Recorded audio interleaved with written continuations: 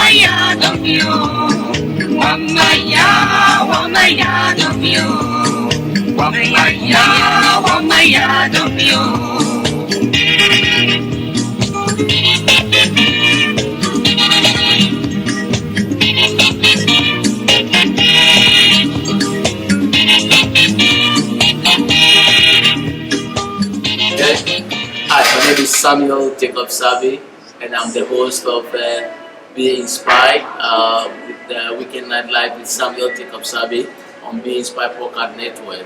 I just want to invite you and your family to tune in every Saturday at 3:30 p.m. Eastern Time and also at 7 p.m. GMT for those across the Atlantic Ocean to tune in to listen to inspiring voices. To listen to our interviews, individuals who have excelled in different forms of life. We bring them so they will be able to share their stories, and we know that their stories will have an effect on you. On Being Inspired Podcast Network, our mission and our goal is to empower people from around the world who have attained a certain height and sharing their stories to make a social change implication. Social change is very important. And it is important that individuals, families, society, and leadership spend time to acquire knowledge and skills to help formulate policies and ideas to help shape their communities. That is the more reason why I want to invite you again to tune in every Saturday at 3:30 p.m. Eastern Time and also at 7:30 GMT on Be Inspired Podcast Network. You can catch us up on www.Be-Inspired Podcast Network, or you can also join us on our Facebook at Be-Inspired Podcast Network, and we can have fun. Once again, tune in and have fun. God bless you. And to my fellow fathers, brothers on the line, happy Father's Day. I think the ladies on the line would like to say that to us. Happy Father's Day. Happy Father's Day. Thank you. All right. So, you heard the topic, how can I truly love again? Rebuilding trust and confidence in relationships. So let me just recap some of the questions that lead this off. Have you been in a relationship or marriage that has not worked out the way you expected? Perhaps you are in one now. Have you been hurt or disappointed by someone you trusted, even committed your life to? Do you feel hesitant or perhaps afraid to begin another relationship? Do you sometimes feel like holding back, especially in expressing how you feel with people close to you? Someone may also ask, how can I get my heart whole again after it has been painfully broken? And how do I deal with the hurt feelings? So all told, how can we overcome the thoughts that remind us of what might have been? Today, as we discuss rebuilding trust and confidence in relationships, it's important that we all come to this with a mindset that there is nothing that is ever hopeless or useless.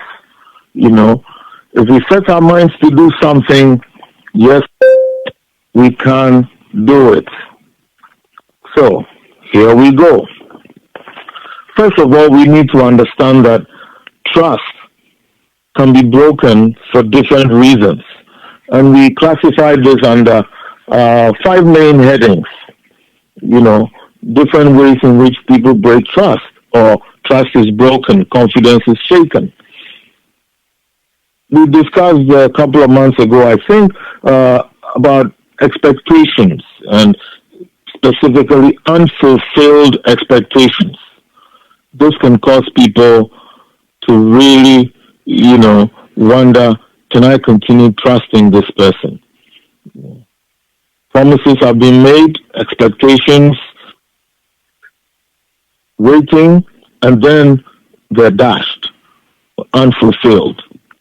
Second, trust can be broken because of mistreatment, which may take the form of physical, verbal, or emotional abuse. Physical, beating, verbal, insults, emotional, sometimes withholding. Third category is an unwillingness to improve an attitude or behavior that is harming the relationship, even though a partner or spouse has brought it to one's attention. Sometimes people just refuse to do better or to do things differently. And this can cause somebody to lose confidence in the relationship. And then there is unfaithfulness. And, we debated whether to have a full session on this, but I think it does fit here also, because many a trust, many a confidence is shaken because there's unfaithfulness. And here we must mention that this may be due to a sexual affair or an emotional one. And you're wondering, sexual affair, emotional affairs? Yes, stay with us. Emotional affairs can occur, in fact, these days occur so easily and so frequently, sometimes by talking on the phone or spending so much time with someone else on social media, WhatsApp, Facebook, texting, FaceTime, etc. We'll see a little more. Yes, there is such a thing now as an emotional affair. Simply, it's a relationship between a person and someone other than your spouse or partner that affects the level of intimacy, emotional distance, and just the whole way the relationship or marriage is. And an emotional affair creates emotional distance. Yes, that's why confidence is shaken. And we'll say a little more about this, as we go on. And then, the fifth category, so we have unfulfilled expectations, mistreatment, unwillingness to improve an attitude or behavior that is harming the relationship, unfaithfulness, which can be, physical, sexual affair, or emotional. And then we also have the loss of a partner through a relationship breaking up, and sometimes it can even be due to a death. And some people, because of the trauma experienced through the death or following the death of a loved one, they become afraid to enter into another relationship. So, can a person truly love again after such painful experiences? The short answer is yes. You can truly love again. If the relationship has not broken up, it is possible for trust to be earned back and for your relationship to heal. We have to face it. We're all human and we all make mistakes.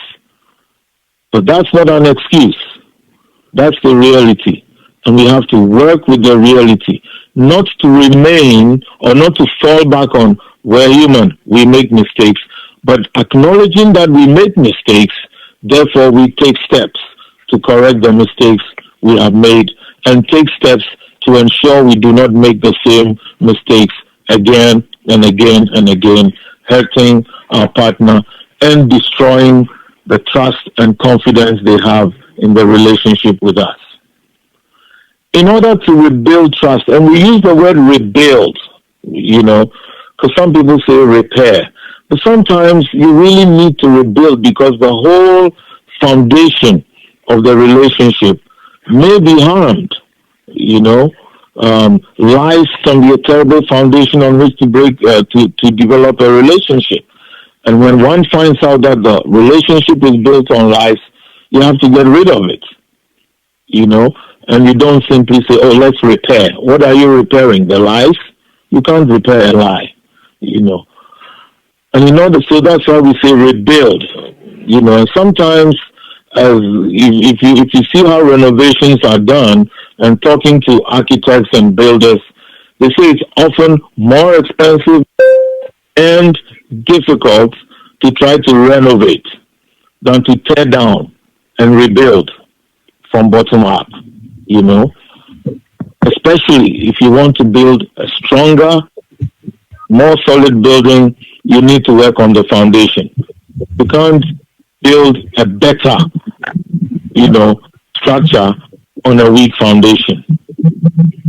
So we rebuild. And in order to rebuild trust in a marriage, we need open and honest communication, which is the healthy way to proceed. And just as communication goes, it's not for one person in the relationship. They will have to work together. It's not you go and fix yourself, then come back, But how shall we rebuild this relationship? And before any rebuilding can take place, both partners have to acknowledge that trust is broken. It's not for one person to say, oh yeah, that's what you feel. No. We acknowledge that the trust is broken, confidence is shaken, and has to be rebuilt from the ground up. Own up to this fact and begin the process of rebuilding. It's important also to acknowledge the feelings of whoever feels the pain. And in this regard, do not brush off the concerns your partner raises as simply being, it's emotional. We hear, generally men say, oh, women are too emotional, No, men are also emotional, Or sometimes, she talks too much, nagging. And sometimes some people say, oh, just forget the past, forgive and forget. Some of us have healthy memories, so we can't just forget. It's not that easy, press a button and then you wipe off the hard disk. Try doing that on your computer. It can even be recalled, And as we acknowledge the feelings of whoever feels the pain, here are some things to think about. Because we also who feel the pain, the one who feels the pain needs to acknowledge that this is what's happening to me in order to be able to deal with them. So here are some thoughts or feelings that may be flowing through the mind of the one who feels a relationship is not going well, or who may have gone through a relationship breakup, for example. Anger. Anger can be directed at the other person, especially if we feel the one is responsible for the problem or problems we are suffering. And there are questions like, how could she do this to me after all that I've done for him or her? You may also be angry at God, yes, for allowing this hurt and disappointment to happen. There's fear and anxiety. What am I going to do now? If you've been in a relationship that's broken up, you'll be wondering, so when is it going to be my turn to get married? June, the month for many weddings. And you're wondering, when will it be my turn? Sometimes there's despair and panic. Why me, God? I'm serving you faithfully. Why? Why is this happening to me, God? Then sometimes we wonder, what will people say or think about me? Has God forgotten me? We're in despair. Then there's confusion. What did I do wrong? Where did I go wrong? Sometimes we feel ridiculed. And sadly, this may be caused by fellow believers or close friends through comments such as, are you sure there isn't a problem with you? Are you sure you're not the one with the problem? This is your second breakup. We've even heard people say, perhaps you should seek deliverance, even though they don't even know the whole story. And they'll say they mean well. You may also feel unloved or neglected by God. Why is God not granting me my heart's desire? Have I wronged him? Is he punishing me for something I've done? And then there's raw, painful hurt. It often hits when one person is taken unawares by the realization that something has gone wrong in the relationship, as often happens with unfaithfulness. Maybe a sudden change from how the person has been, nice, warm, loving, to negative attitude or negative behavior. And for some, the surprise element can send them into shock and grief that may last for a long time. Things are here that if not dealt with, these feelings can be suppressed and will affect another relationship. That's why we ask the question, can one truly love again? For some people, they lose their friends. Maybe you've lost friends. Some people may shun your company, especially if they're friends with your partner and take sides by blaming you for what has happened or is happening. It's really an immature way of people do. And then there is loss of self-esteem. And here, if a person uses a partner's status or being in a relationship to validate who they are, then relationship is gone, relationship is weak, you're in trouble. Nobody loves me. I'm not beautiful enough. I don't think I'll ever find a wife. Things like that begin to deepen, But loss of self-esteem can also result from an awareness of mistreatment. Insults, put downs, abuse, over period. Then some people just get puzzled, and they ask questions like, are my standards too high? We know of people, both men and women, who have been told to lower their standards about who they would like to marry to enhance their chances of finding a partner or a relationship that's not working well. You are being too difficult, you should know that you've got somebody, you should be happy. Is it just anyone we should settle for? One might ask. And so, considering the range of thoughts and emotions, it is therefore okay, yes, okay, to feel the loss of the relationship that you expected to have, you know? And yes, allow yourself to grieve over it. But then you get to work. It's also, we have to add, a good time to turn to God in prayer. Be honest with God and yourself about what you're going through. See, his heart has been broken many times by people he showered with love, including you and me. And so he fully understands and knows, yes, underline knows, Knows, knows how you feel. This is how the writer of the book of Hebrews in the Bible puts it. We find it in Hebrews chapter 4, verses 15 and 16. And it says, "For we do not have a high priest who is unable to empathize with our weaknesses, but we have one who has been tempted in every way, just as we are, yet he did not sin. Let us then approach God's throne of grace with confidence." Yeah, the confidence we lost. Whatever little we have, let's come before his throne with it, so that we may receive mercy and find grace to help us in our time of need. So we turn to God, because often we are at our wit's end. We don't know what else to do. And so with the different emotions and questions, feelings going through our minds, we can see that losing trust in a relationship does occur for so many different reasons. But when it comes to rebuilding trust, the solution is for the injured person to feel truly heard and understood. We have to allow the person to tell us what is really going on. And this requires that whoever is being told must actually listen. That's why we talked about don't brush off what your partner is telling you. When your spouse raises some issue, don't brush it off.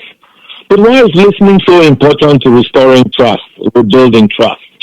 Why does it make such a difference in a relationship? Well, simply, nothing is ever resolved until someone listens.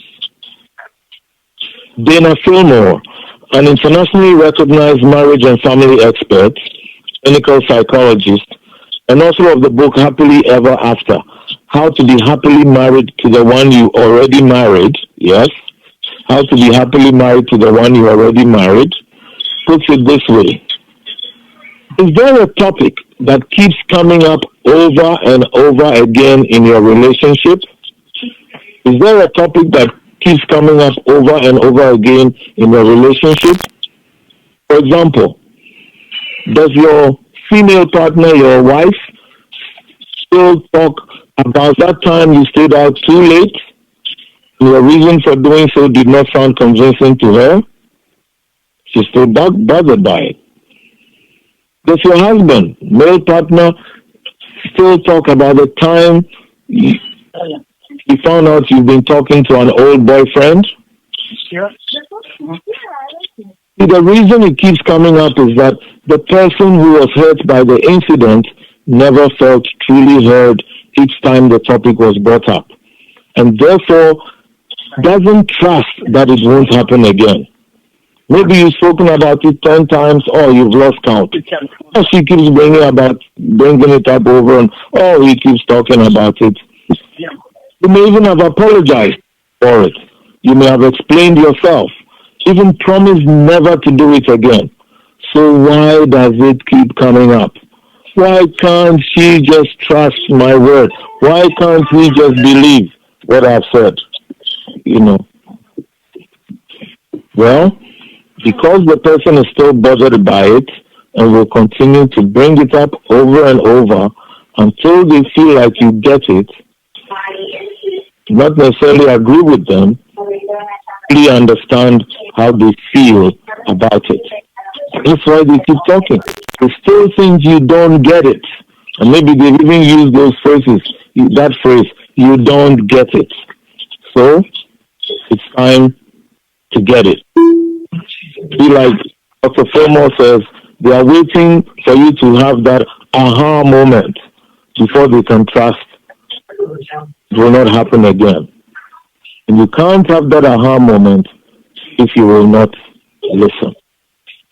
So if you'd like to improve the trust in your relationship and resolve whatever issue it is once and for all, take the time to truly listen to and understand your partner. So here we go. We say both sides talk, speak up, and don't just pray or sulk. Especially to the one who is hurt, speak up. Don't just pray and say, I've left everything to God. Yes, Ecclesiastes tells us there is a time to talk and a time to keep quiet. Keeping quiet will never let whatever it is go away. So you need to make time to talk. And this is where we check our emotions before we do so. Because you may be so angry, you may end up discussing your anger or whatever emotion you are expressing. Though you have a right to be angry or express whatever emotion you might want to express. And so calmly explain the feelings you have because of the wrong behavior or attitude. Let your spouse, let your partner know that showing affection, making you feel good, loved, and respected are just as important as any other aspect of the relationship. I want to take that again. Letting your spouse or partner know that showing you affection, making you feel good, loved, and respected are just as important as any other aspect of the relationship. And so, if your partner says, I feel this way about the relationship and it's not a positive feeling, what do you have to do? 3 things. Listen, listen, listen. It's important to let your partner get their words out and to just absorb what they have to say. Yes, listen. This is not the time to argue back or defend yourself. And it doesn't mean you are admitting guilt and taking all the blame, but just let them talk it out. This is not the time to start, explaining away everything. No, the purpose of listening is to understand the pain your partner has gone through or is going through. And then they also should be willing to do the same. If you are hurt and you get everything off your chest, as we often say, it's your turn now to listen to your partner. Excuses, explanations, finger pointing have no place here. This is about understanding how your spouse felt during a truly difficult time. It could also be how your partner or spouse feels right now. And after we've listened, what do? Avoid playing the blame game. Avoid playing the blame game. Examine what went wrong in the relationship instead of assigning individual blame. Think about how you can do things better. I'm sure you might know the proverb. If you point one finger at somebody, how many are pointing back at you? At least 3. And if you point at the person's finger with your thumb pointing up, somebody says the thumb is pointing out to God. You're accusing yourself as well to God. So what we need to do is to find out where we, both of us, where we went wrong.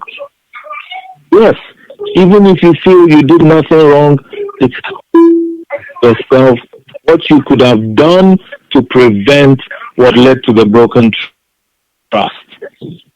For example, in a research study, when divorced couples found fault with the relationship using we statements, researchers found that they were significantly more likely to find love again than those who used I or you. In other words, pointing fingers didn't help, doesn't help that much. And those who found blame in factors such as being incompatible, etc., and blaming their partners, made it easier for them to work through. What made it difficult for us to get on? What made it difficult for me to show love to him, for me to show love to her, or for me to do X or Y? This is what we have to find out, rather than being quick to apportion blame. Because guess what? When we apportion blame to our partner, what do? They fight back. They have to defend themselves, and they may end up not really listening to us. So after we have listened to each other and identified where we went wrong, yes, where both of us went wrong, or what we could have done to prevent what led to the broken trust, then, note we're saying we then determine to do things differently. The fact of the matter is, if you are unhappy in your relationship, you can't go on living this way. If you were not happy about a previous relationship, it's broken up, you can't go on living, or if you get into another one, you can't do the same thing again. And so what a couple needs to do once we're together is to develop an even more powerful commitment to one another. How can they do this? Let me just give a very quick example, very common one. If a woman feels her partner or husband has got too close to another woman, he needs to decide which is his priority relationship. He's already married. And that means he cannot or shouldn't continue contact with another woman if his wife is uncomfortable with it. Maybe he's not married. Maybe she's not married. Maybe you're in a relationship, you're not married yet. We heard somebody say, oh, but if we are not married, yeah? So if I can't trust you to be just for me now, how can I trust you after we're married? That was the question we asked back to him. See, you can't build trust if you won't, or rebuild, if you won't cut the strings that have helped pull down the relationship. And so you decide and agree on the steps or actions you have to take to rebuild the broken trust. If it's meeting somebody alone, maybe those meetings have to be cut. Just think together. This is not you go and do it and then come and report back. No. One person can't do it alone. You'll understand why we say so. Let's look at what Jesus himself said in the gospel, as recorded in the Gospel of Luke, chapter 14, verse 28. Luke chapter 14, verse 28. He puts it very succinctly. This is how Jesus put it. I'm reading from the Standard Version. Excuse me, if your phone is on speaker, can you please shut it? Thank you. Mute it. Mute your phone. This is Luke in verse 28. For which of you, desiring to build a tower, does not first sit down and count the cost, whether he has enough to complete it? For which of you, desiring to build a tower, does not first sit down and count the cost, whether he has enough to complete it? This is why I said it's not for one person. We want to build a strong marriage, and one person doesn't build a marriage. So we do this together. This is no small undertaking. And so both partners have to make the conscious choice that both of you as partners need to make the conscious choice that you want to work through this, that you want to develop a healthier relationship, a healthier marriage than you had before. You know. Yes. Can you mute everybody?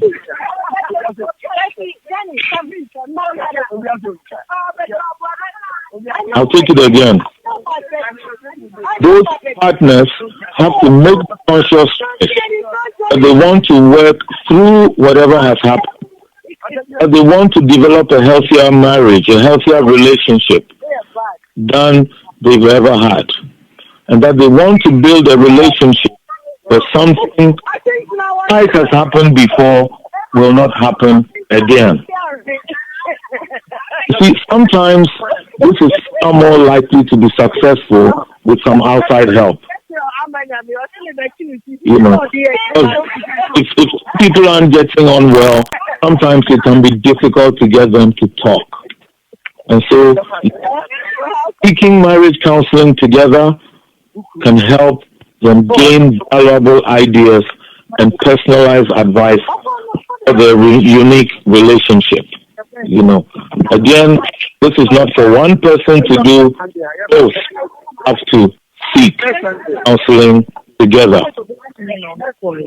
And if you're married, in whichever way, you have to accept that these truths fail before you begin to work towards solutions. You know, it can be done. Just like building, it will take time, it will take patience, it will take perseverance, and yes, sometimes professional help. We can do it. We both commit. There is another aspect we want to take up over here, and I think that we will say a little more about emotional affairs, because they can be just as devastating as physical affairs. Emotional affairs often begin because emotional needs aren't being met in the marriage. It's easy to understand the scenarios that could lead down this. Taking attention from someone new, just neglectful, talking to someone. I was talking about emotional affairs, that they can be just as devastating as physical affairs. This often begins when emotional needs being met in the marriage. It's easy to understand the scenario that could lead down this path. Like taking attention from someone new if your spouse or partner is neglectful, talking to someone who offers advice or consolation, problems in your marriage or relationship, or in interest when it feels like your spouse, your partner takes you for granted.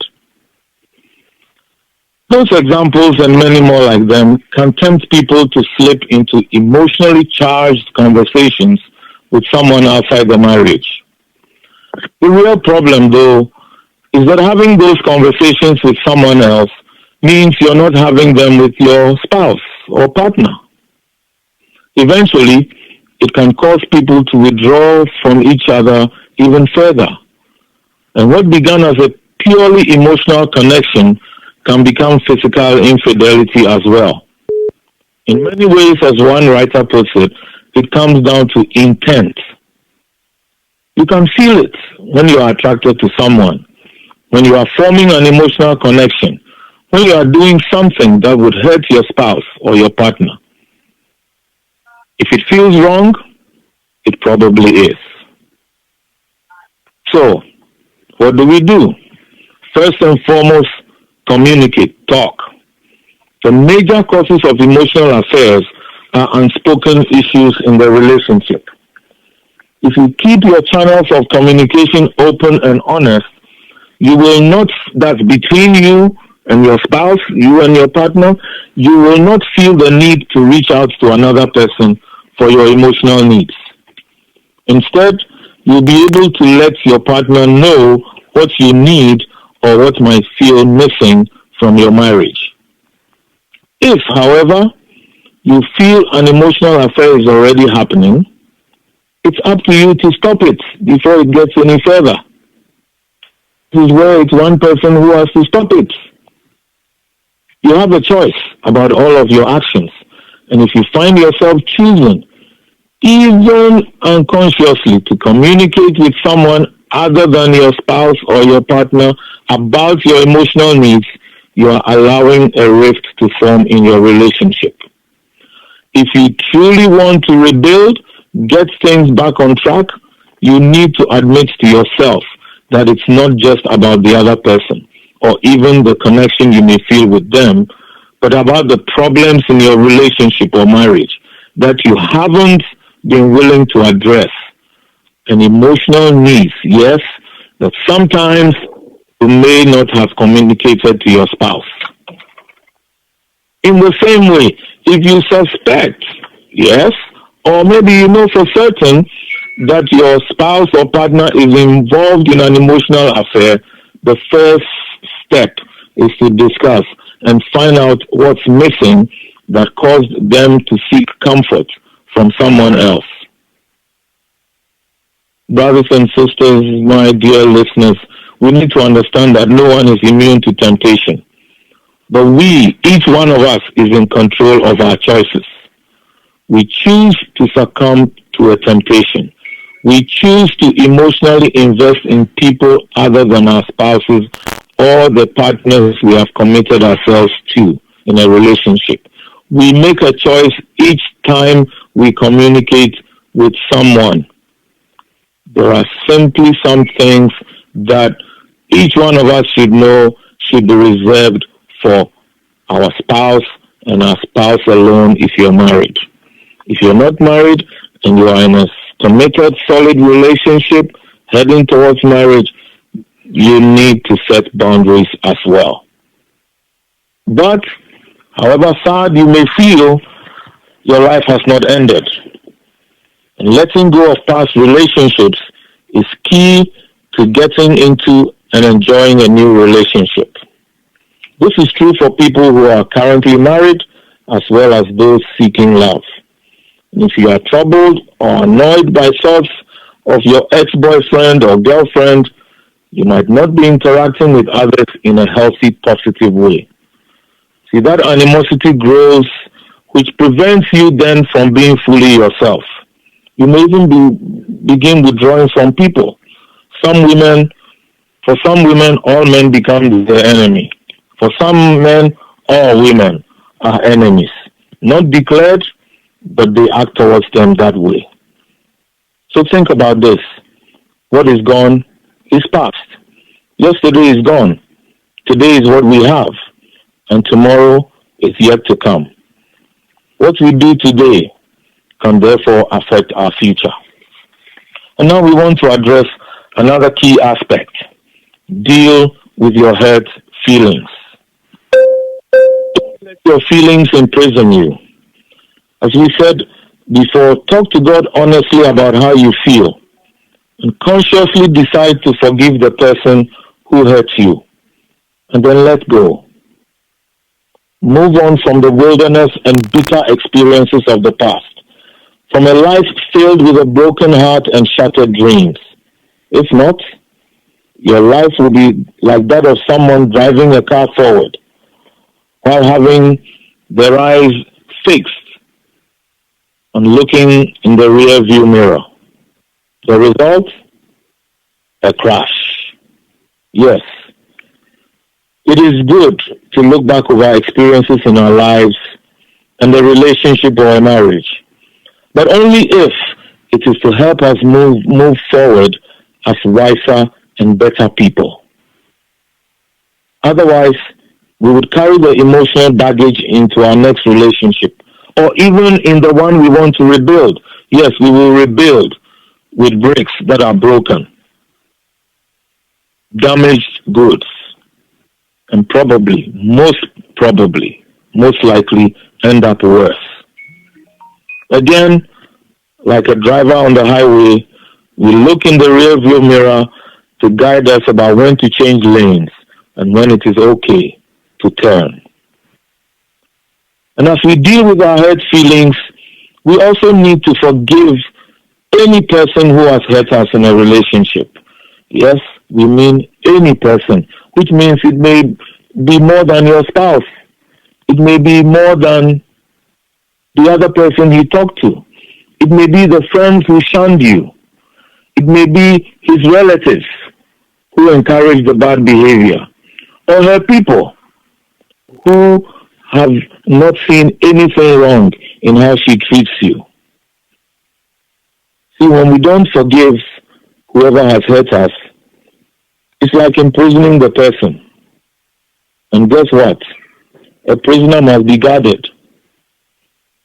So, not only the prisoner, but the guard of the prisoner is also inside the prison walls.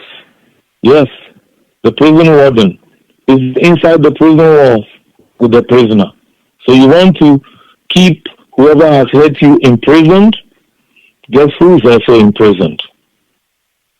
If you don't forgive the one who's caused the hurt, you will also be imprisoned by the hurts and emotions that have hurt you. Refusing to forgive the person who's hurt you leads to bitterness. And as the late Nelson Mandela is reported to have said, bitterness is like drinking poison and then expecting that your enemy will die. You only prolong the hurt for yourself. And if you can't let go of your anger, there are different things people say. But, one writer, Terry Roebuck, says, for example, that you can write a detailed letter to the person you are angry at, fully expressing your feelings and thoughts, and then destroying it. We've heard about, some people actually burning such a letter as a symbolic expression of getting rid of the bad experiences from their lives. Let the person go. If you've made the decision to end a relationship, don't hang on or string out the process. Some people find it difficult to let go because they are afraid of loneliness. And this is where it helps to get the comfort and support of good friends and family. We're saying good friends, family. And then prepare to start all over again. Sometimes even the thought is painful. But yes, in order to find love again, you need to emotionally separate or detach yourself from previous or past relationships. We can't continue to live in the past. Some people find it difficult to trust another person after a painful breakup. A lady told us, I'm scared of getting into another relationship because my last relationship, I was so fully committed to it. And the way he left me, I don't think I can trust another man. Yes, you can trust another man. There's no need to rush into another relationship because, as we said before, without dealing with the issues from that relationship, you might simply carry the baggage from the first one, whether it's an unresolved conflict, hurt, anger, etc., into a new one. And you may even punish a completely innocent person for a previous partner's sins, so to speak. And here's what someone who's found love again shared with me just this past week. And he put it this way, yes, it's a man. He said, time does heal the hurt from our wounds, but it must be accompanied by actively dealing with oneself and with the relationship that we had before. And so, a few tips.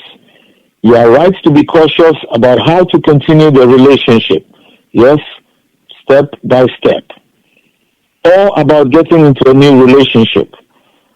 But don't let the experiences of the past define your future and your destiny.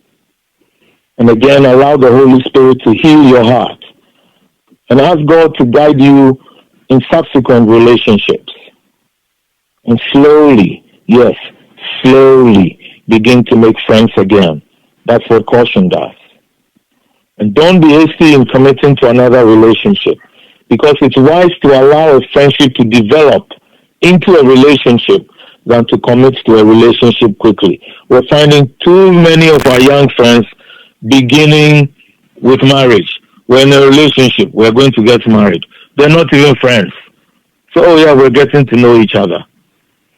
And then the fight starts. And they don't understand. Usually one person doesn't understand. We're going to get married. Why don't you let us work towards marriage? Hello? That's why you start with friendship. And some will be asking, how long do we wait before we start a new one? I'm sure that will come up in question time. We simply say when your heart, mind, and spirit all agree. And this means that you don't decide based on your emotions or the suggestions of people, however well-meaning. Pastors, take notes. Sometimes you want to help. We, friends, fathers, mothers, sisters, brothers, sometimes we want to help. But let's be careful about pushing somebody who's been hurt into another relationship without helping them to heal from the previous one. Or for someone who is in a marriage that's not going well, sometimes we simply say, forgive, forgive, forgive. And you know what we often do? We deal with the victim, or we don't deal with the person who's supposedly causing the trouble.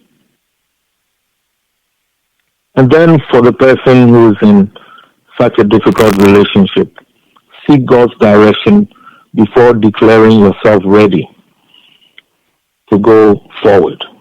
And here, from the book of Proverbs, we find 3 very helpful verses. Proverbs chapter 16, verses 1 to 3, 4 verses actually. Proverbs chapter 16, verses 1 to 3, and verse 9. They provide us guidance on how to proceed. And it says, from the New King James Version, the preparations of the heart belong to man, but the answer of the tongue is from the Lord. All the ways of a man, read woman as well, are pure in his or her own eyes, but the Lord weighs the spirit. So commit your works to the Lord, and your thoughts will be established. A man's heart plans his way, but the Lord directs his steps. You can read, a woman's heart plans her way, but the Lord directs her steps. Sometimes one feels handicapped in dealing with some of these feelings or issues that we've described. And it's important to discuss and work through them with a counselor. Sometimes, it does help for one person to work with a counselor to sort through their own feelings and whatever they're going through, and then bring the couple together and work together on rebuilding the trust and confidence. In this way, past experiences will not poison the new process they want to undertake. And so, it may be necessary to work through various steps over time and allow yourself to heal, because it's an integral part of ensuring that a relationship will subsequently succeed. And so, can you truly find love again? We say yes, you can truly and fully love again. And if your relationship or marriage has not been broken up, it is possible for you to rebuild trust, to earn each other's trust all over again, and for your relationship to heal. You can begin to take the first step today. Let's close out with another word of scripture from the book of Psalms. It says to trust our future to the Lord Jesus, the only one who can truly make all things new. And as the psalmist says in Psalm 37, Psalm 37, verses 5 and 6, commit your way to the Lord, and he will do this. He will make your righteous reward shine like the dawn, your vindication like the noonday sun. Lord, wait patiently when people succeed in their ways, when they carry out their wicked schemes. Refrain from anger and turn from wrath. Do not fret. It only leads to evil. Yes, truly love again and rebuild trust and confidence in your relationship. God bless you. Now we're ready for questions. Amma and Sami, over to you. And listeners, we apologize for the background noise that interrupted our presentation. As the studio say, it was due to circumstances beyond our control. People misbehaving on the open line. So, Amma and Sami, we're ready for you. You can lead us as we take questions. Thank you. All right, thank you very much, Mr. Crab and Mrs. Crab, and thank you, folks who are listening from all over the world. It's been a beautiful conversation, but for the interruptions, I'm sure most of you took notes, and so we are in with the questions. There are so many questions that have come in. And Amma, whenever you are ready with some questions, please just prompt me and I will hand over to you. But for now, I think I have about 60 questions that came in, so we'll just pick them one. And the first one is actually coming from Argentina. We've not been to Argentina before, so this one is coming from Argentina, and it says that thank you so much for this beautiful talk. Even though we couldn't win the World Cup, at least this topic has given me some solace. And the question here is the book card. I know. The question here is that, is it possible for couples to rebuild their marriage, especially rebuild trust after the discovery of infidelity? Good, very good question. We didn't give a full answer to that, but we did say yes, you can. The first thing to note is that the two must be willing to work together. The two must be willing to work together. And then we did say they have to acknowledge, how, especially the one who's hurt, has to talk openly, and the one who's caused the hurt has to allow the person to voice their feelings, Unfortunately, sometimes, and especially in religious circles, Christian, otherwise, what often happens is, they forgive and forget. No, we need to let them bring out how they're feeling. The questions they have for the, spouse. Why did you do this? Is there something I did that pushed you to do this? All this needs to come out, and in that honesty, either of them will learn something. And we did say that sometimes it might be, the pain might be so raw that it's helpful for them to seek outside help, to have somebody sit with them, preferably a counselor sit with them, so that the person can then work with them through the issues, because it may not simply be he had an affair, she had an affair. Why did it happen? That is what really needs to be addressed. Not simply that he had an affair. Something caused that to happen.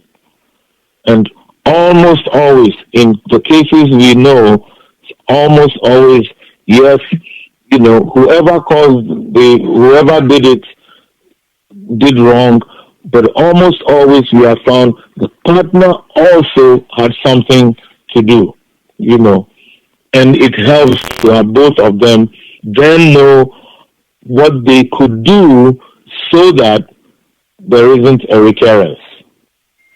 And that's why we say it's important for them to work with someone, preferably a counselor, because then they have a reference point. It's often very difficult to just have the two people, work out something like this, such as an affair, But yes, they can do it, and we do know couples, married people, who have rebuilt or are still rebuilding their trust. In fact, it does take time, but yes, trust can be earned, it can be won back, and they can love again. Thank you. Thank you very much. The other question here This let me look here. So this question is actually coming from South Africa, and it says that I have always, in fact, I am in my fourth relationship now. I have had a personal principle that whenever a man cheats on me, irrespective of where we are in the relationship, I'll call it quit, because if you love me, you will stay with me and you will not do anything to hurt me. This is my fourth boyfriend. My three boyfriends, I caught them red-handed having an affair with other women, and I just followed my principle. Am I making a mistake, or should I consider it as part and parcel of relationship? First of all, the question is, why do you get into relationships with such people? Why are you being attracted to such people? You need to question yourself. But also, what happens? Maybe you haven't really found out.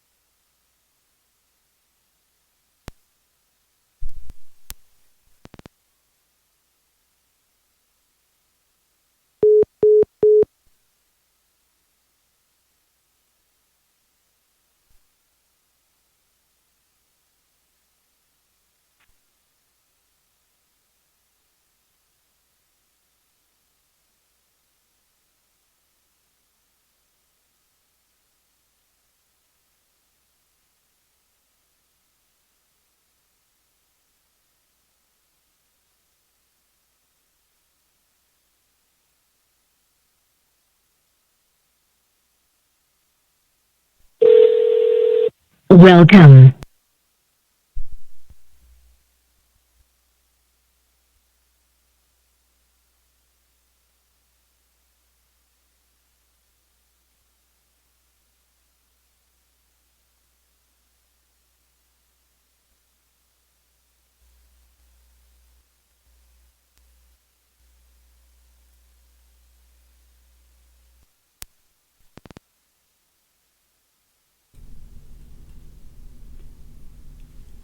All right. I don't know if you can hear me. I think I got disconnected.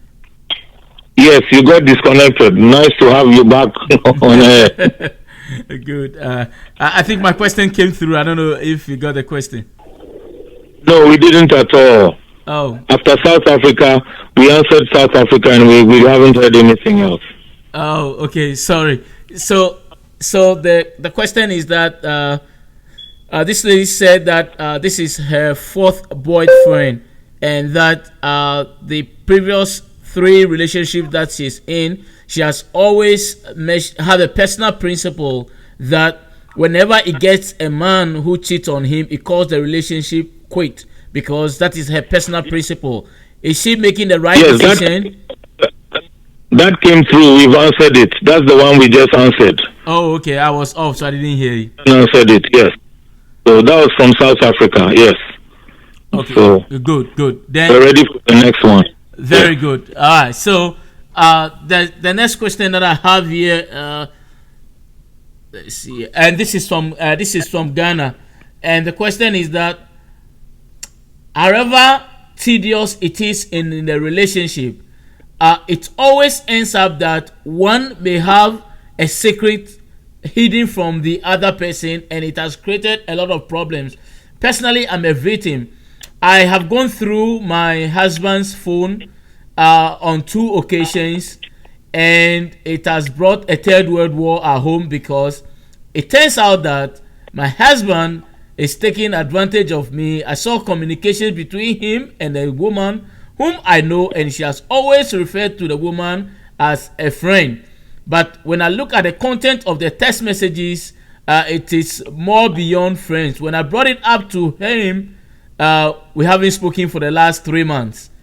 Any piece of advice? Should I just let go, or should I stand my ground? months? 3 months, and are they married? Yeah, she said husband. Yes, they are married.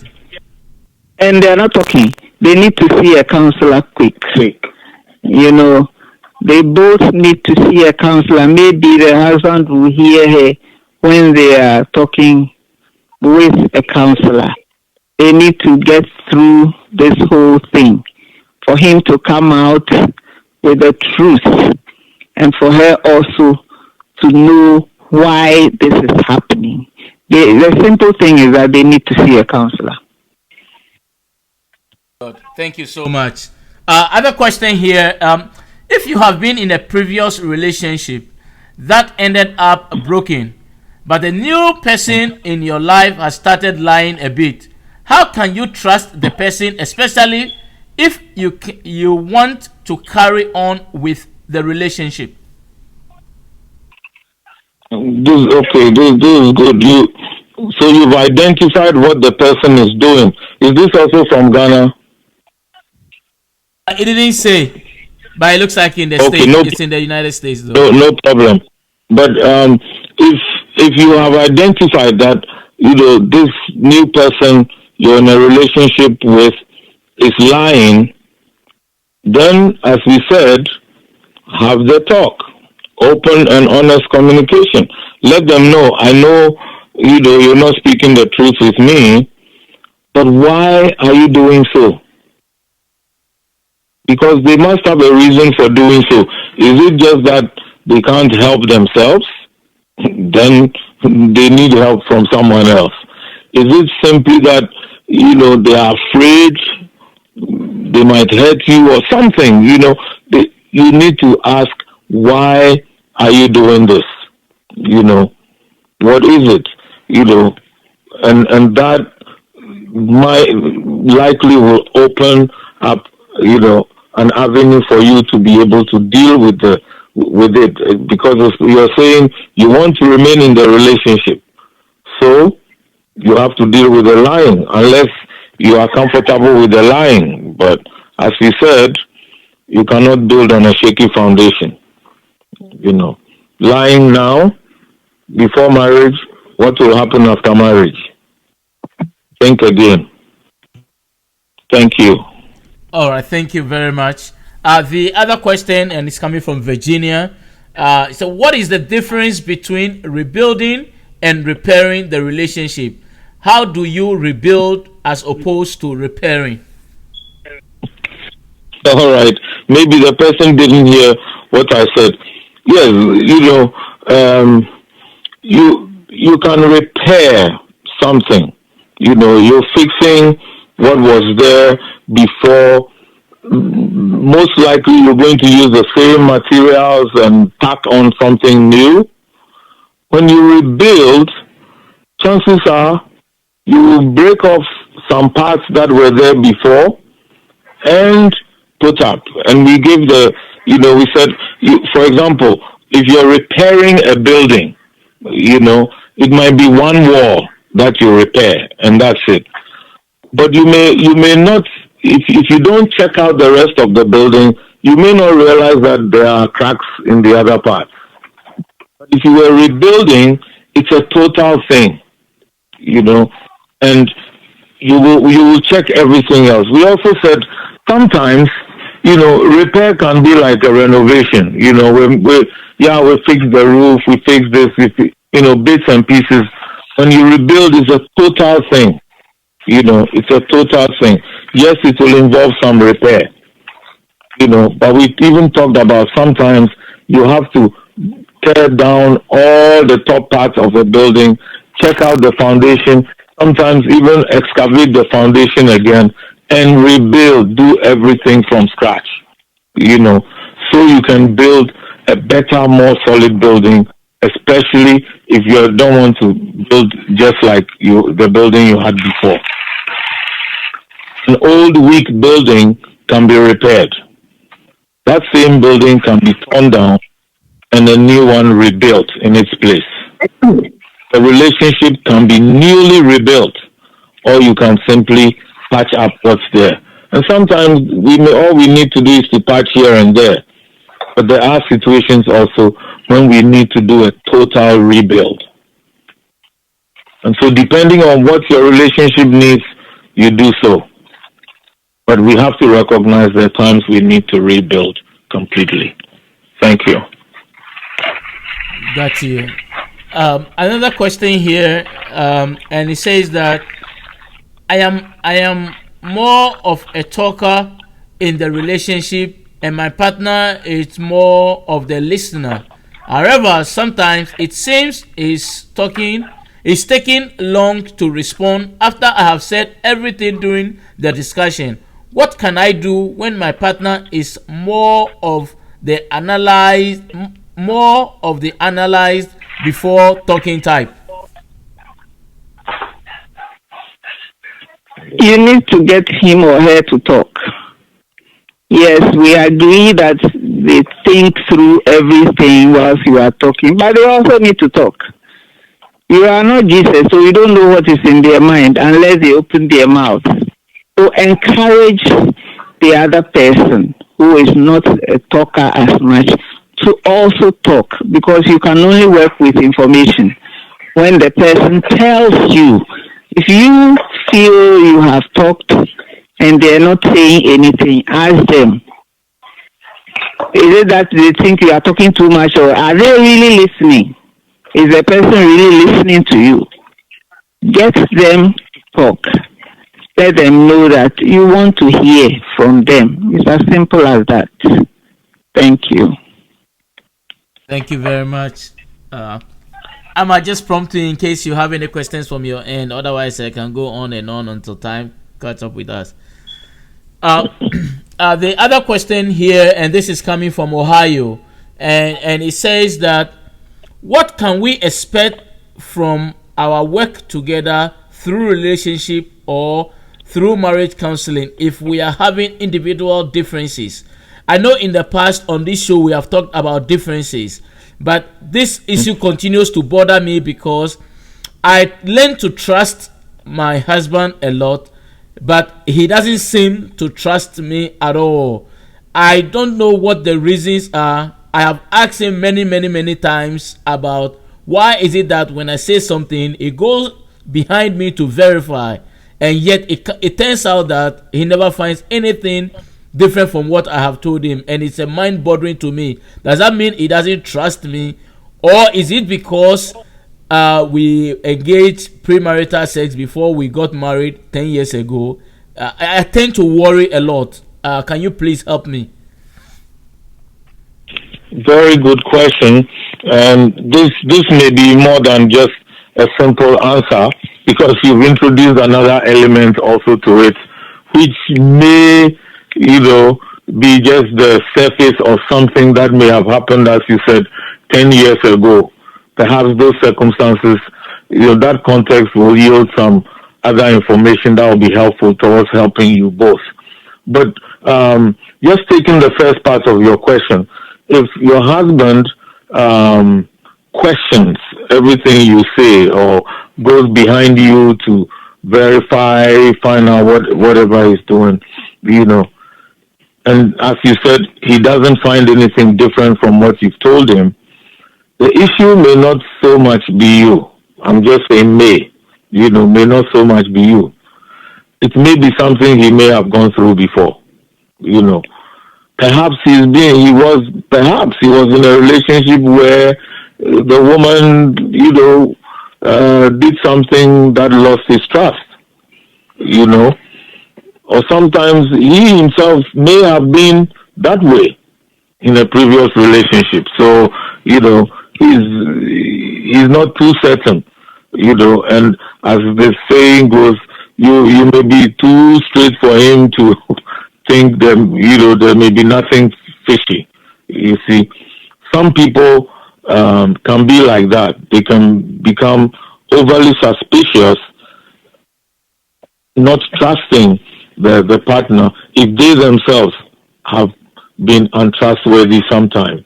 But we don't know all of this, and it might be worth both of you talking with a counselor also. The issue may not be you, it may be him. Or the issue may be something you may have done Perhaps 10 years ago, maybe 5 years ago. We can't tell. But this is where this is an excellent example where working with both of you, a counselor can help and perhaps even to both of you, reasons that you may not have, that may not easily come to mind. Why he does that, But it's a very good question.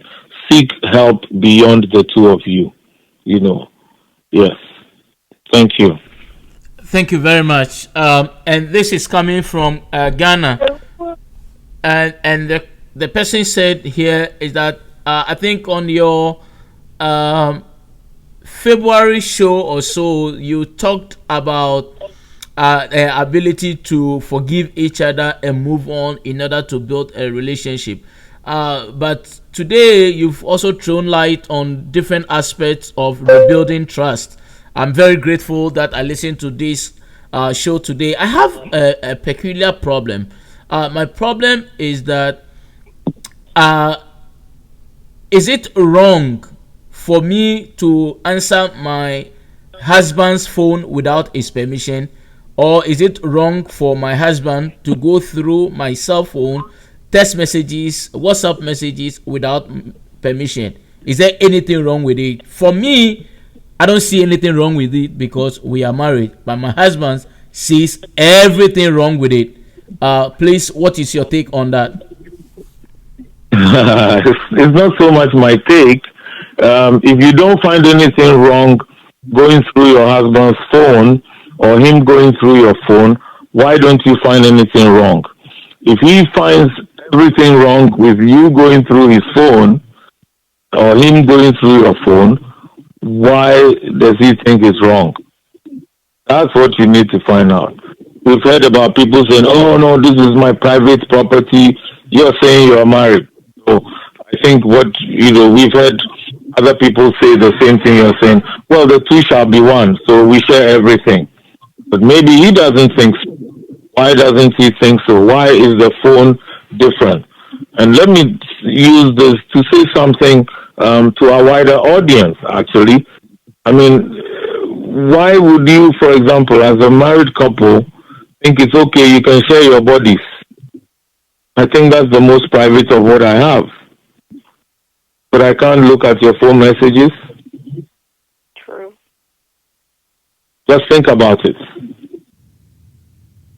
Talk with your husband, ask him what I've said. Why is it so wrong for him? You think it's so right. Why is it so right for you? Let him also say why it's so wrong.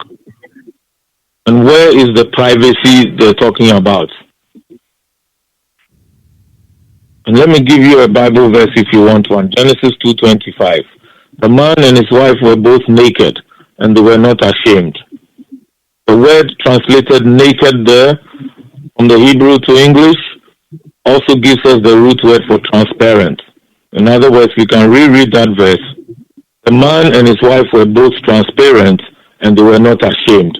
In other words, I can be totally transparent to my wife, not only physically naked, totally naked, transparent in every way, and not ashamed, including my text messages and images on my phone.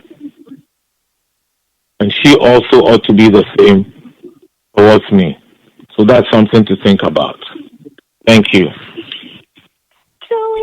Thank you very much. Wow, that's a good answer, and the people on the different forums are just clapping to the answer. I thought it was a very good answer too, because if you can share your bodies, then your phone is just a piece of electronic devices. And then somebody just contributed and said, if you have nothing to hide, why worry? Unless you have something to hide, then you'll be worried. Thank you. I love that.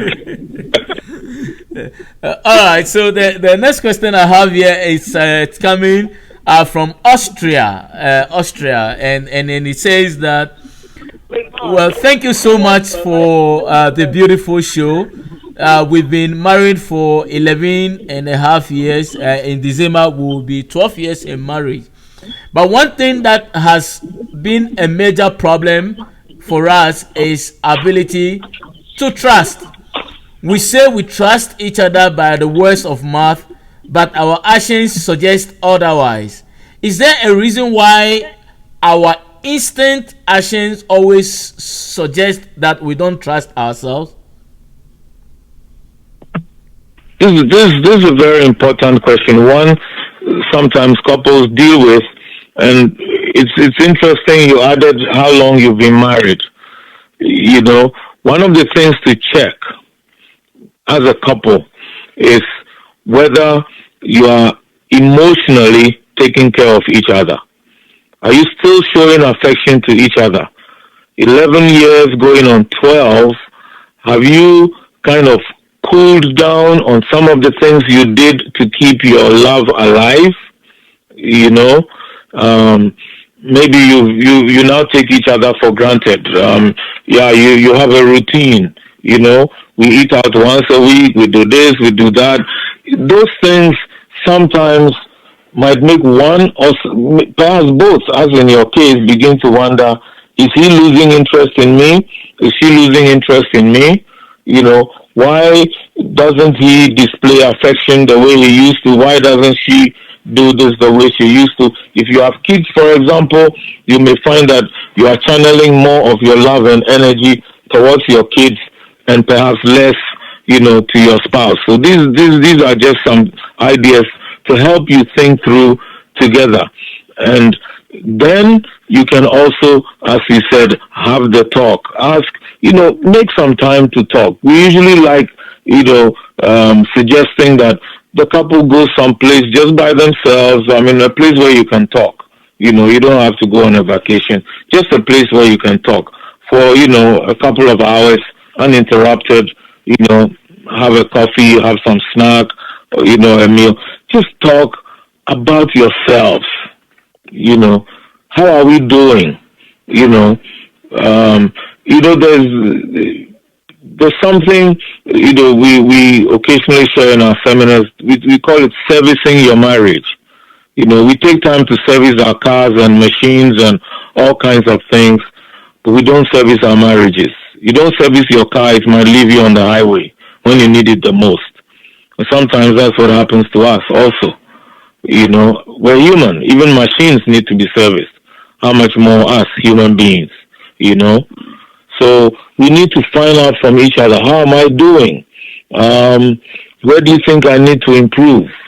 You know, how can I make you feel loved? You know, those are things when we begin to talk in this way, and then we actively discuss and agree on things we can do to meet those needs. You will find that some of those misgivings, some of those worries begin to disappear because we're taken care of, you know. But if you have real concerns about trust, then you need to ask, why aren't we trusting each other now? Because it didn't sound like before you did not. But you are now having trust issues. But if you've had trust issues all through your marriage, then before you get to your 12th anniversary, deal with it. Why can't we trust each other? Is there something either of us has done within this relationship, you know, or is doing that is causing, you know, the other person to feel some distrust? That's important to do. Take the time to do it, and then your 12th anniversary will be a great one. Thank you, Sammy.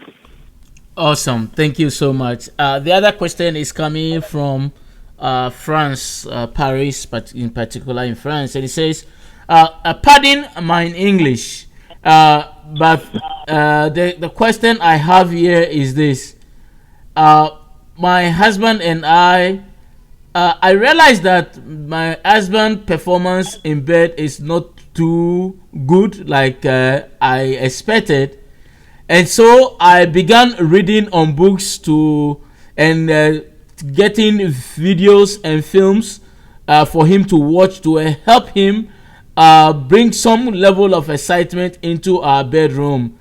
Unfortunately for me, my husband misconstrued my efforts to help him perform well in the bedroom, and it has caused a big problem in our marriage because my husband thinks that where do I get all these materials from because I'm cheating or somebody is showing me what to do, or I am discussing my marriage outside of the home. Can you please, my husband is listening right now with me, he's sitting here, he doesn't understand English though, but I am translating it for him. Please, can you help him understand that there's no problem for him to enhance himself? Thank you. Thank you very much. I wish I could speak all my French with him, but you see, you recall in our presentation, we said you start with honest and open communication. You talk, and then the two people agree on the steps to take to improve what needs to be rebuilt in the relationship. Okay.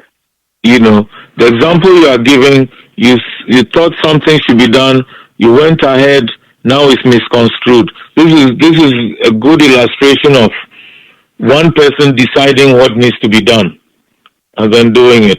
So what you can do now, yes, talk with him, let him understand that it was your attempt to help both of you. You see, when you keep saying to help him, what about you? It was to help you too. If you performed well, who was going to be the beneficiary? Not only him, but not only you, but him too. You would be a beneficiary. So this is, you remember we said we. In the marriage, in the relationship, it's we. So let him know this was your attempt to help both of you. Unfortunately, the way it came across is like he needs to fix himself, you are okay, and he needs to perform. But he may also have something to say about it, you see. So talk with him and let him know, yes, you're sorry, you didn't communicate it properly to him. It's not an issue of whether you don't love him or whether you love him or not. It's not a matter of you're talking with somebody secretly who is giving you all these videos and books to help him, but it was your attempt to help your sex life. I'm being as direct as you said, you see. But then you may realize he might have some issue with the way you have done it, and then ask him how he also thinks both of you can work together for things to be different. Let him be part of the solution. Don't try to fix him. Let him be part of it. Ask him. What does he think? How does he think both of you can do together? In French, they say, on va collaborer. We are going to work together. It's not one person who is going to do it. So you will work with him, he will work with you. That's the way you succeed. Wow. Thank you so much. Thank you so much for that response. And then since we are in Europe, let's go to the neighboring country of the Netherlands. And then this question says that, what a beautiful show. Thank you. I'm a Ghanaian based here in the Netherlands. My question to you is that in terms of building trust, what are some of the characteristics that one may need to exhibit to show that there is an absolute trust in the relationship? I am saying this because it turns out that we portray a certain picture to the public, especially when we go to church and in our church environment. But when we come home, clearly we know, both of us know, that there is something fundamentally missing which we haven't identified. Can you help us in a way? Easy, but I noticed. Be open with each other. Why I did. No, Speak the truth to each other. Whatever is bothering both of you, come out and talk about it. Don't pretend. You know, if you know you are pretending to the public when you go to church and when you come home, be truthful to each other. Be open to each other. Say it. Speak the truth in love. Tell each other what is happening. The openness is the secret. Be open. And just as we read in Genesis chapter 2 verse 25, be transparent to each other. That is the way. That is the key. Then you will have true happiness. I just quickly want to add, keep your word. Keep your word. You know, if you promise something, fulfill it. Sometimes those are the things that make one person not trust the other. He promised he will do this. She promised he will do that. 1 month, no. 1 week, 2 weeks becomes a month, 2 months. Well, you don't have to wait 3 months to decide, I can't trust this person's word. And especially if it's repeated, it becomes difficult for the person as well. Thank you. Thank you very much. So the question here, and it says that blind trust. Let me see. Blind trust. Blind trust is when you trust someone without bothering to assess whether they deserve to be trusted or not. Now, so the person's question is that in relationship, do we just have to trust just because we are married couples, or we trust because the person shows you an attitude that deserves to be trusted? Of course, the person must show you attitudes that they deserve to be trusted. Well, you can start with blind trust because maybe you don't know each other much when you start a relationship, but you begin with not suspecting but trusting, but keep your eyes wide open and keep your mind afresh. Think through things. If you don't see something right, ask. Find out. And if you are speaking the truth to each other, the trust will come. But if either of you suspect that something is not being truthful, or one person is hiding something from the other, you can't trust the person. So you need to be truthful to each other. And if you see anything, ask. If something doesn't look right, or you heard something that it's not good, you have to, treat it, talk about it quickly. Thank you. Thank You you. want a scripture? Matthew 3 verse 8. This is Jesus Christ speaking. He said, we must produce fruit in keeping with repentance. The New Living Translation says, prove by the way you live that you have repented of your sins and turned to God. If we'll apply this to our relationship, prove by the way you live that you have repented of your old ways and you can be trusted. Thank you. Thank you very much.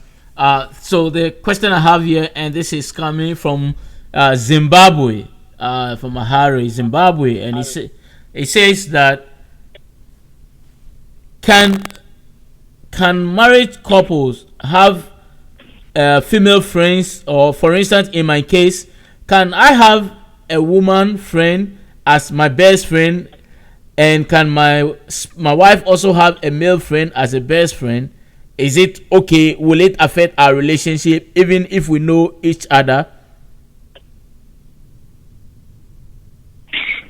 You can have friends, but in the first place, your husband, your wife should be your best friend. Build your friendship. Your husband, your wife should be your best friend. You can have other friends, but why is another person being your best friend and the opposite sex? You are a man and you have a woman as your best friend. Obviously, your wife will be jealous. You are a woman, you have a male as your best friend. Obviously, your husband will be jealous. So work towards your relationship so that we are not saying you can't be friends with anybody. You can be friends, but your best friend should be your partner, not other people. Don't have secrets with people that your husband, your wife doesn't know. Work towards your relationship. That's what we have to say. Thank you very much. So now let's come to California, Pasadena in California. And the question here says that, oh, thank you so much for such a beautiful show tonight. Mr. Crab has never failed. He always delivered. I like the fact that he prepares very well and treat this program with dignity because he's touching lives from around the world. Thank you so much for sharing the background with us. My question is a very simple one. My question is that now, is it okay for our spouses to talk to other people outside of us? I'm asking this because my wife and I am the type that when there is an issue at home, if the issue is not resolved, I won't go to sleep. I will ensure that we talk about it, no matter how difficult and painful it is. I prefer us talk about it, and after we have finished, the matter is rested.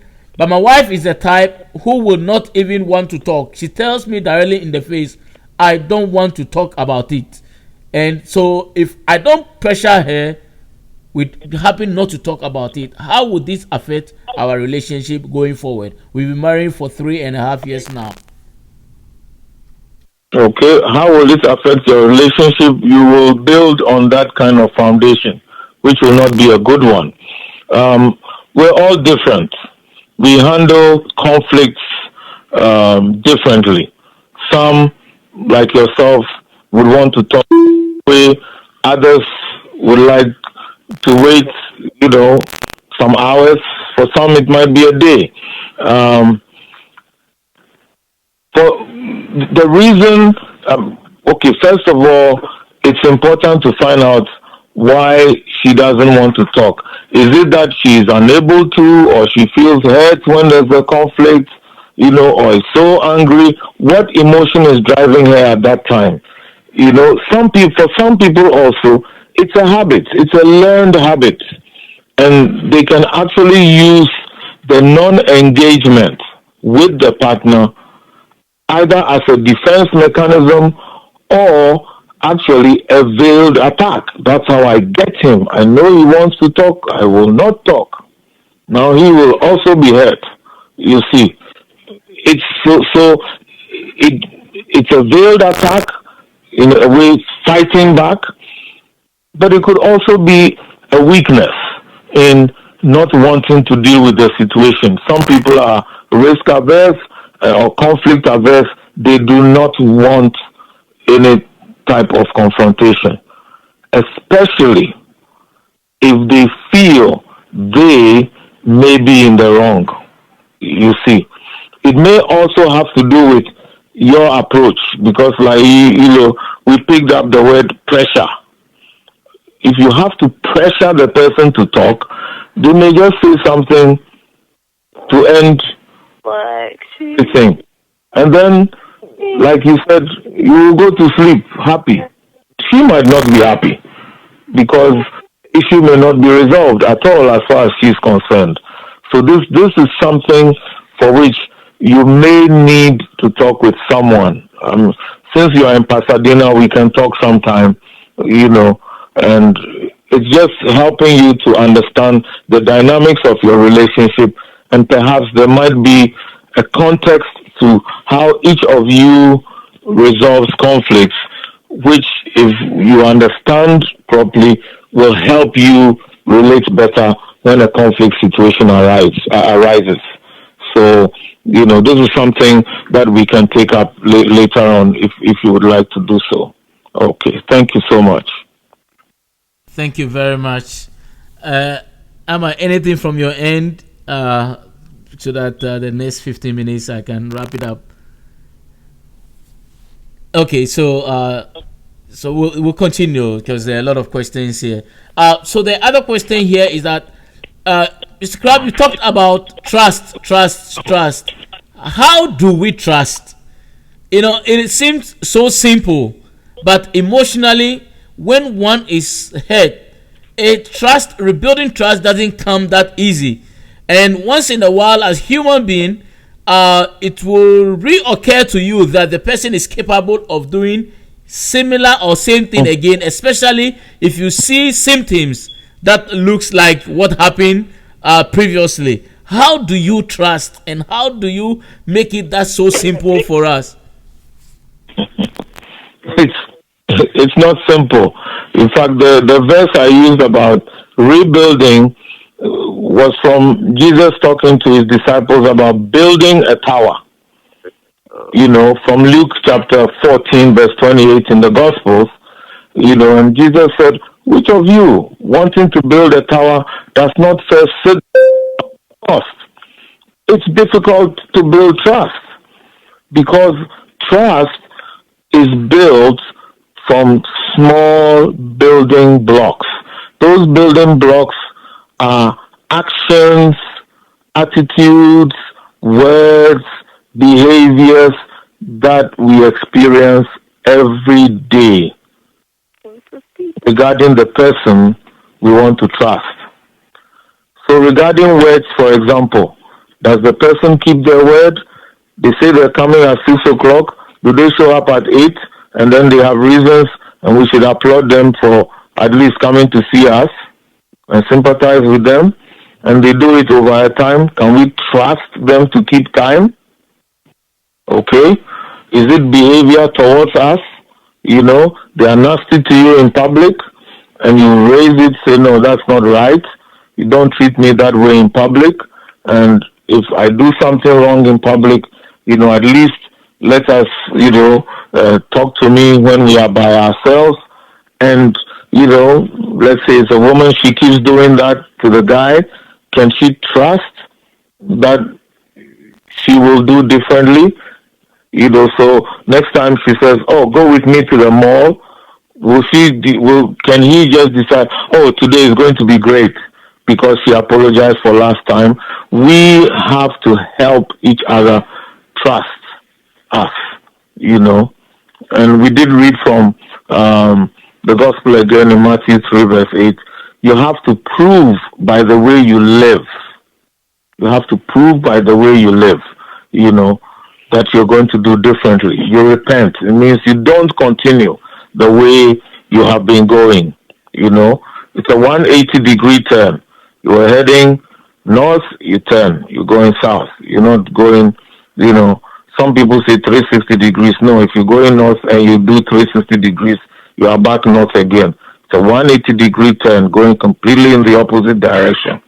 It has to be 90-degree turn to be the right way, you do it. But certainly you can't continue behaving, going in the same old way. We have to prove to whoever it is. So what are the actions that will make you trust, for example, that I can handle money properly? It's only after you've asked me to buy something, I bring you the right change. I do that over time, you don't have a problem. But if you give me money and I come back with stories about what happened to the change, twice, 3 times, why should you continue trusting me with money and more money? So we need to think of the things, and we all need to remember that whatever actions, whatever words, whatever attitudes or behavior we engage in relation to somebody else, they are writing a script for that person as to how they should deal with us. And trust is a key part of that relationship. Everything we do, everything we say, the attitude we show, all of them are contributing to the trust that somebody will have in us. Thank you. Thank you so much. Thank you very much. The follow-up question, which is coming from Springfield, Ohio, it says that So why is it that trust can easily be broken when people have worked so hard, and we can name names from presidents to great men who have achieved higher heights, and it ends out that they, with all the achievements of their life, they are easily able to break trust that they have with their spouses? Why is it so? Very good. Excellent. Just think of it this way. Consider a building and how long it took to put up that building, from a foundation all the way up.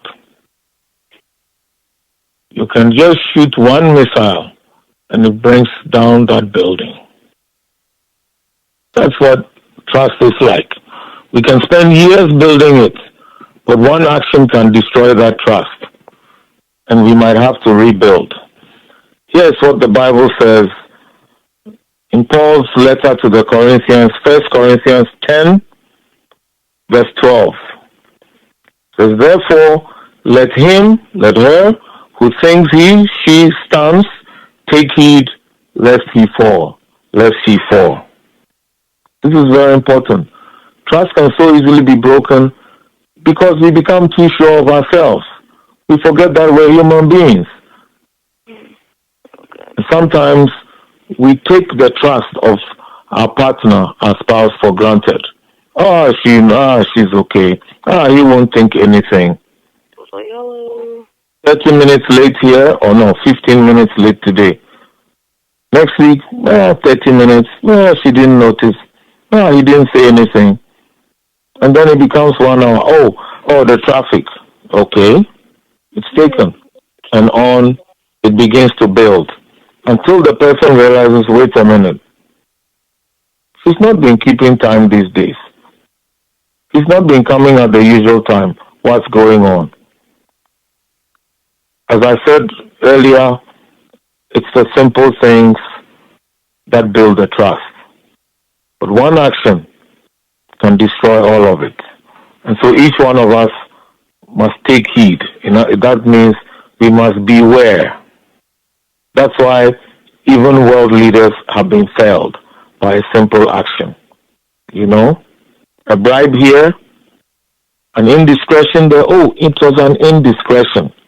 But it was the way he looked at her, the way he bumped into her. And she turned and said, it's you. Well, a smile there, a note, a handhold beyond the usual 30 seconds handshake. 10-second handshake becomes 30 seconds. That's the first time I heard when I was... And on it goes from there. Let anyone who thinks he or she stands beware lest he fall. But that's not the end of that story. Verse 13 says, no temptation has overtaken you except such as is common to man. All human beings go through it. But God is faithful, who will not allow you to be tempted beyond what you are able. And this is the part I love. But with the temptation will also make the way of escape so that you may be able to bear it. Sometimes we're too full of ourselves. Full as in Full, that we do not even see the way of escape. So let's beware. Trust is fragile, and yet it's solid. But we have to handle with care. Thank you. Thank you very much. The other, maybe this will probably be the last question, looking at the time. But the question here, it's coming from Maryland, and it says that, I've listened to the show. This is my first time of listening to the show, and I haven't regretted at all listening to the show. A friend forwarded it to me, and I really, really learned a lot. I observed that the questions that were coming in, it looks like people are limiting the rebuilding of trust to just marriage and sexuality. But I believe that it goes beyond that.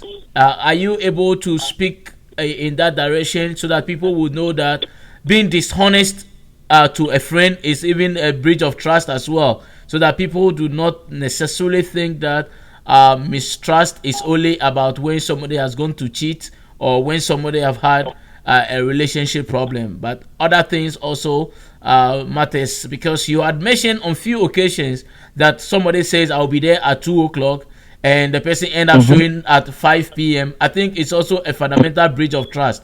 So please, if you can elaborate on, so that the listeners will learn more from it as well. Thank you so much. Thank you. And since it's the last one, maybe a quick recap so people understand. Just like our listener said, trust can be broken for different reasons, and these are some of the areas. These are the categories we said. We said unfulfilled expectations. You give me 6 o'clock, you come at 7. Well, you didn't keep your word. You do that 2-3 times, I'm not going to trust you.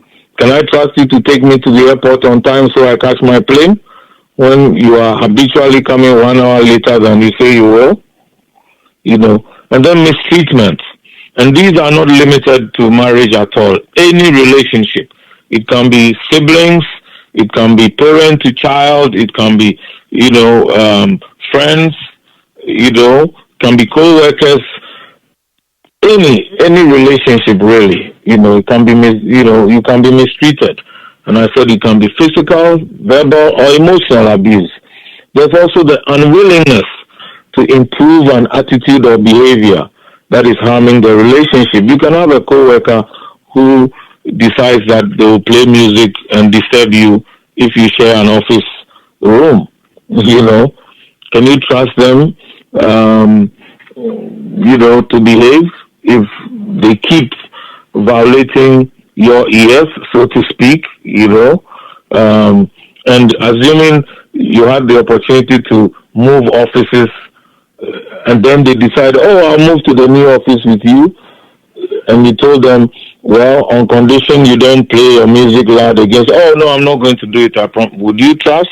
We have to prove by the way we live that we will do differently.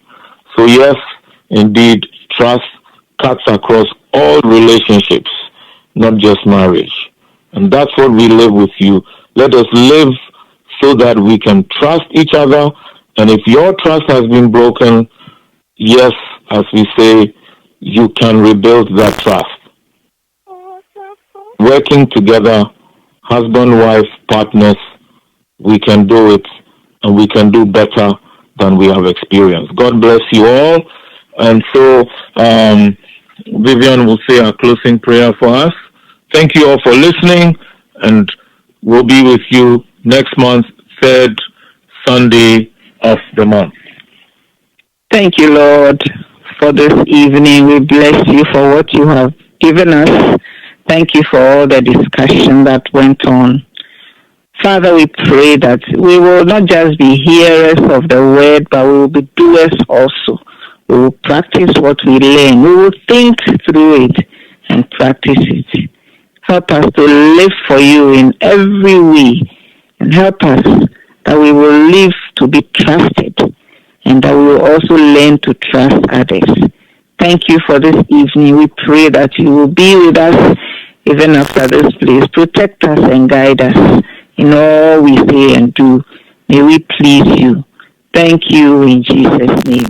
Amen. Welcome to Weekend Night Live, hosted by Samuel Jacobs Abbey, where we play music, talk shows, and interviews on Be Inspired Podcast Network.